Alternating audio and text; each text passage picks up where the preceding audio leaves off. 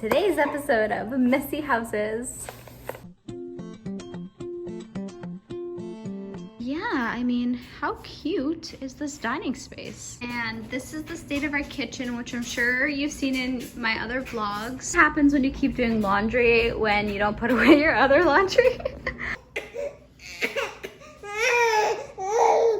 Here's the real reason why I wanted to vlog today. Okay guys, I want to talk about colic babies. If you know what colic babies are, or you know what colic is, you know how difficult it is. And my sympathy goes out to you. If you don't know what it is, you might think you have just a really fussy baby, and that's essentially what it is, right? It's just a baby who cries a lot and is just very fussy for no apparent medical reason. And guys, there's literally bees right outside my window. What a cute outfit today. I'm so sad because it's almost, you see the bees? Yeah, it's almost small on her. But essentially, I equate colic baby as being just a really fussy baby. And it's not something that you can just fix. There are tricks. There are some tricks or remedies that people suggest, and I'll get into that later. I just want to talk about why it makes motherhood so much harder, especially as a first-time mom. So some moms I talk to say that they can literally just plop their baby down and they'll be entertained or just not cry. Or that their baby's just started sleeping through the night without any sleep training or anything like that, and their babies just miraculously take naps. I'm jealous. I'm not gonna lie, I'll admit it, I'm jealous, because that has not been the case for us since day one. Okay, the first 2 weeks of her life, we were like, wow, she's amazing. She's such an easy baby. She eats every 3 hours, then she sleeps for 2 hours. Yeah, right, that's a joke. Are you falling? Obviously, she's amazing. She is. But I think it's been hard for us from the start. So after those first 2 weeks, she already started refusing to nap unless it was on me.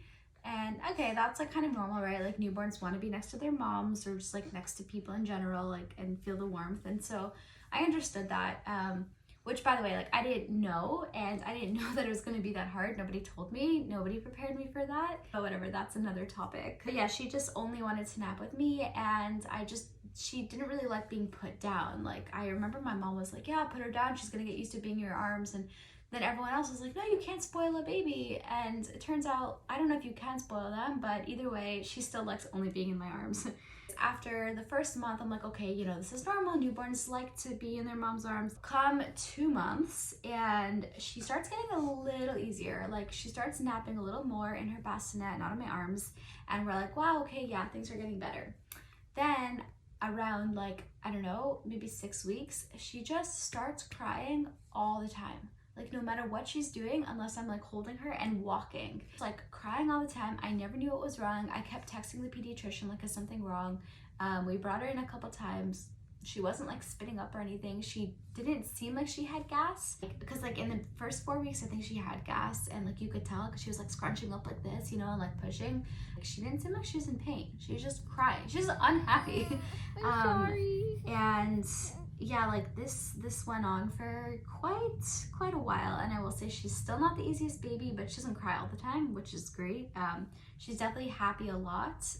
I think the source of her being unhappy now comes from you want to chew on this? Probably just comes from having short naps, so she's kind of always tired and tired. Here, you want the duck? By the way, quick tip, this is her favorite toy ever, and she's been using it since she was 2 months old, so I will link it for you. There you go. So that's the gist of the colic, but as you can imagine, it's quite difficult. I was really starting to lose my mind. I guess some days now I still am, because we have a whole new set of challenges, but I think at least now I know her, and I kind of have a better sense of what she wants sometimes. But back then, I don't know, you're a new mom and you have no idea what you're doing, and on top of that, your baby's crying all the time and you just don't know how you can help them. And it's so frustrating. You want to help them, but you just have no idea what to do. I felt like a failure of a mom. Sometimes I still do if I don't know what she wants. I guess it's just because you feel like you're supposed to be so in tune with your baby, and when you can't figure it out, it's just oh, well, this is what a mom is supposed to do. This is what we're here for. And it's just so frustrating when you can't figure that out. And the truth is, I'm not sure that anything really gets rid of colic, you know. I think it's like a hit or miss. So like we've had a lot of suggestions how to deal with the colic, but I'm not gonna lie, like most of it didn't work for us. But I will share all those tips because just because it didn't work for us doesn't mean it won't work for you. Anyways, like it's just a really difficult time. And I think it like really makes you not like the newborn stage. I feel like so many people are like, oh, the newborn stage is so easy, it's so great. For us, it was not. It could just be like a really lonely time for you, especially if you see other people who have easier babies. You're just like, what am I doing wrong? And how come they got the easy baby and I didn't? And I just like constantly found myself comparing and just, I don't know, just wondering what I was doing wrong. I think we just kept wondering, when are things gonna get easier? It seemed like it lasted an eternity, you know? Listening to babies cry is not easy, and it was just constant, and it just, we were like, when is this ever gonna end? And I think that the worst part was that like I just didn't hear anyone else going through it, so I just felt like I was alone in my experiences. Like everyone else was just cruising through the newborn stage. We're back. What keeps you sane during that period? I kept clinging onto the hope that it would get better and easier, and it does. It gets harder in different ways, but it gets easier in the sense that you get to know your baby more and they get a lot more fun. That is something I clung on to. Like I think like I just kept waiting for her to like smile and laugh at me and just like acknowledge that it was me. Even when you get really annoyed, it's like, oh, but they love me and I love them so much, and you've like built this bond already. So it's like so much easier then. The best thing I can say honestly is just to get as much help as you can and find any time to just take a minute to yourself. Something that I didn't realize is that if they're crying, it's not the end of the world. Like to you, it will sound like it is, because like obviously like they're your baby and it's so hard to hear them cry, but like I promise you, it's not the end of the world. Like you make sure that they're fed, like you make sure that they have a clean diaper, and obviously you make sure that they get checked out by your pediatrician to make sure there's nothing else going on. But it's okay if they cry. Like you just have to tell yourself that it's okay, because like your mental health and your mental stability is so important, not just for yourself, but also to be able to take care of a baby. Whoa, that's new, you lifting that? But you absolutely need to be able to take care of yourself first. Another thing is that I didn't feel like I could ask for help in the beginning, because like I was staying home with her and I'm like, this is my job, like why can't I do my job? Like I felt like I was failing, like this is the one thing I have to do, take care of a kid. Okay, that one thing is really hard. And I just was embarrassed to ask for help, and not just embarrassed, but like ashamed, I guess, because I was like, you know, like this is the only thing you have to do, like why can't you do it? Like you're her mom, you're supposed to be good at this. None of us are born natural moms, and it is really hard. And obviously if you have a colic baby, it's 10 times harder. So if you are able to ask for help, don't be afraid to do that. I think like also like sometimes I was like annoyed at Eli, like because I wanted him to ask me if I needed help, but there's no way he could have known that I needed it, because I was like pretending to have it all together. You have to really vocalize what you actually need, because people don't know. People don't know you're struggling unless you tell them. Also just like finding something to yourself to keep you sane, even if it's like a hobby or just like watching TV, just like some kind of alone time whenever you can get it. Not at the cost of sleep though. Sleep is more important. Don't worry about like the house being clean or like the dishes getting done. Do what you need to do, and then like make sure to set aside time for yourself. Yeah, aside from like what you can do emotionally, there are like lots of suggestions that we got, and though a lot of them didn't really work for us, I still want to share them because they might help for you. For example, the Colic Drops. So we had the Gerber Soothe ones. Our pediatrician recommended it, and he said it works for like most babies. I think it takes like a week or two to actually see results, but they had like really good reviews. A lot of people on Amazon really liked it. He suggested it. Like, definitely safe, and it's worth a shot.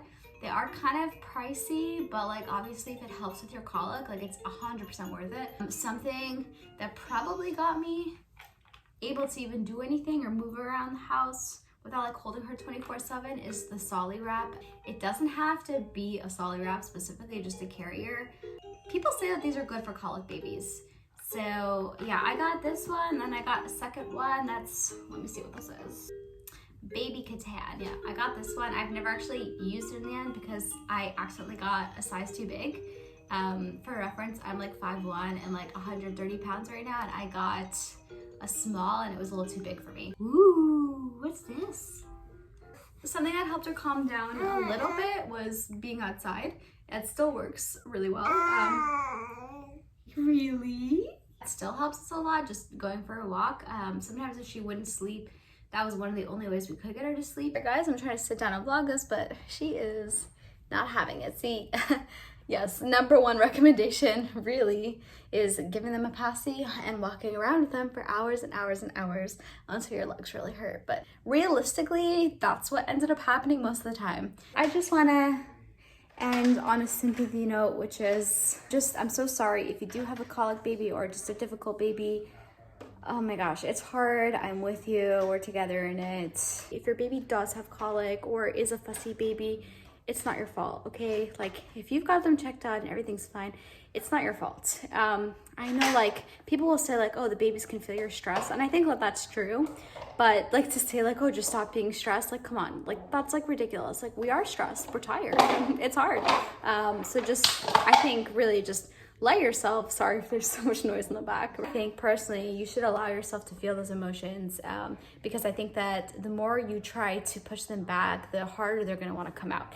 And something I've been reading is that, like, you can't get rid of the emotions you feel and you can't push out those thoughts, but you can choose what you do with them. So first of all, let yourself feel them. Say, it's okay that I feel them. And then you're gonna have to find a technique to deal with them. For everybody, that's something different.